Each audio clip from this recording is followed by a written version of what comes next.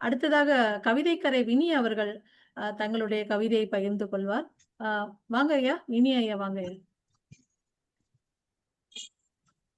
நிமிர் இலக்கிய வட்டத்தின் நிறுவனர் தோழர் பாபு சசிதரன் அவர்களுக்கும், நிகழ்ச்சியை செவ்வனே நெறியாளுகை செய்து கொண்டிருக்கின்ற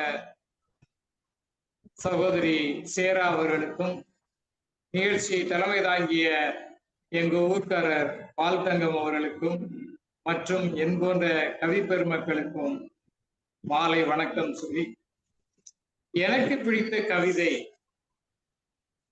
ஒரு மொழியுடைய தொன்மை அதனுடைய கவிதைகளில் தான் புலப்படும். ஒரு மொழியின் அழகியல் கவிதை. அப்படி பார்க்கும்போது எனக்கு பிடித்த கவிதைன்னு சொல்லும்போது யாரை சொல்றது, யாருடைய கவிதை எடுக்கிறது? நம்மளோட இணைந்தே வந்திருக்கின்ற பாரதியின் கவிதைகளை சொல்வதா, தமிழுக்கு பெருமை சேர்த்த கம்பனியின் கவிதைகளை சொல்வதா, நான் சிறுவயதிலே படித்த மு மேத்தாவின் கண்ணீர் பூக்கள் தொகுப்பில் இருந்து ஒரு கவிதையை படிப்பதா, இல்லை வைரமுத்துவின் கவிதையை படிப்பதா என்று பார்க்கின்ற பொழுது என்னுடைய கவிதையை படித்து விடலாமா என்று தோன்றுகின்ற பொழுதும், அம்மா என்கின்ற சொல் உயிர்களின் முதல் கவிதை. அம்மா இதுதான் எல்லா உயிர்களுக்கும் ஒரு முதல் கவிதையாக எழுதுகின்ற முதல் கவிதையாக இருக்கின்றது. அதனால அம்மா பற்றி வைரமுத்து அவர்கள் எழுதிய ஒரு கவிதை, அதை இங்கே வாசித்து காட்டுக்கலான்னு நினைக்கிறேன். அதுக்கு முன்னாடி என்னுடைய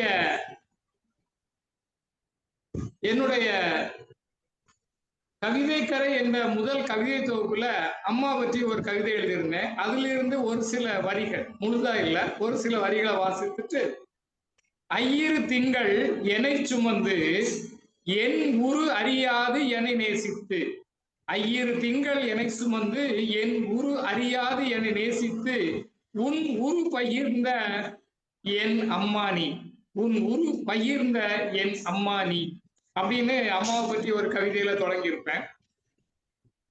ஆனா வைரமுத்து அவர்களுடைய அம்மா என்ற கவிதை, ஆயிரம்தான் கவி சொன்னேன் அழகழகா பொய் சொன்னேன், ஆயிரம்தான் கவி சொன்னேன் அழகழகா பொய் சொன்னேன், பெத்தவளே பொம்பெருமை ஒத்தவரி சொல்லலியே, காத்தெல்லாம் மகன் பாட்டு காகிதத்தில் அவன் எழுத்து, காத்தெல்லாம் அவன் பாட்டு காகிதத்தில் அவன் எழுத்து, ஊரெல்லாம் மகன் பேச்சு ஒங்கீர்த்தி எழுதலையே, எழுதுவோ படிக்கவோ ஏலாத தாய்பத்தி, எழுதவோ படிக்கவோ ஏலாத தாய்பத்தி, எழுது என்ன லாபம் இன்னே எழுதாம போனேன், பொன்னையா தேவன் பெத்த பொன்னே குலமகளே என்னை புறந்தல்ல இடுப்பு வலி பொறுத்தவளே, வைரமுத்து பிறப்பான்னு வயிற்றுல நீ சுமந்ததில்ல, வைரமுத்து பிறப்பான்னு வயிற்றுல நீ சுமந்ததில்ல, வயிற்றில் நீ சுமந்த ஒண்ணு வைரமுத்து ஆயிருச்சு.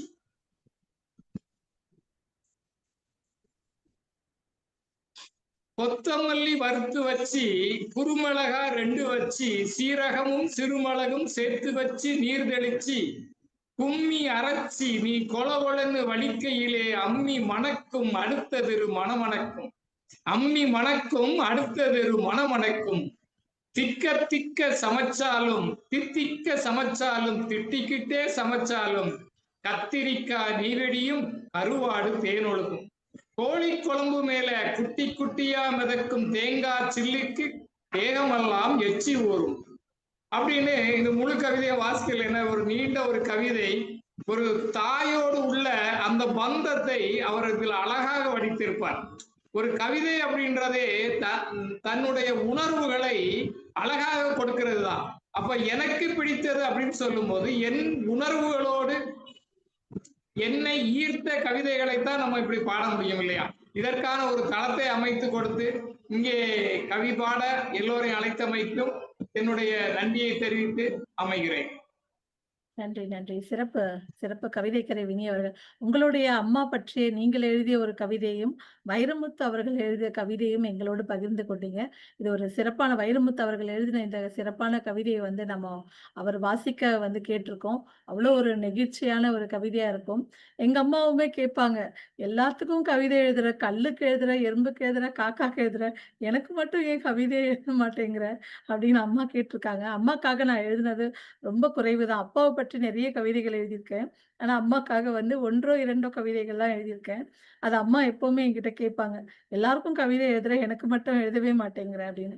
வைரமுத்து அந்த வரிகள்ல சொல்லியிருப்பாரு. "எல்லாருக்கும் எழுதுறேன், ஆனா உனக்கு மட்டும் எழுத மாட்டேன்ற" அப்படின்னு. உண்மையிலேயே அம்மா என்பவளே ஒரு கவிதை. அவளுக்கு எதற்கு ஒரு கவிதை என்பது போல தான் நம்ம எல்லாருமே இருப்போம். ஆனா, அம்மாவுக்கு எழுதுற கவிதை, ஒரு கவிதை எழுதினாலும் அது உண்மையிலேயே வந்து ஒரு 1000 கவிதைகள் எழுதியதற்கு சமமாக தான் இருக்கும். அவ்வளோ ஒரு சிறப்பு வாய்ந்த கவிதைகளை வந்து எங்களோடு இன்று நீங்கள் பகிர்ந்து கொண்டமைக்கு மிக்க நன்றி. மிக்க நன்றிங்க. இனி.